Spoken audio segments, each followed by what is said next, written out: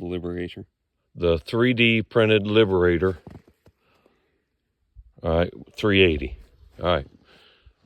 You're going to get up around the tree, and we're going to see how this thing operates.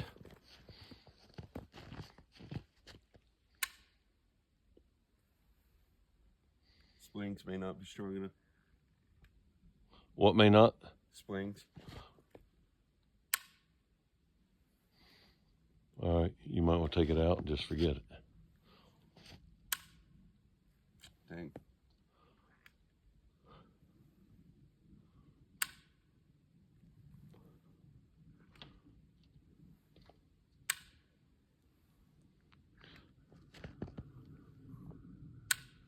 All right, just take it out.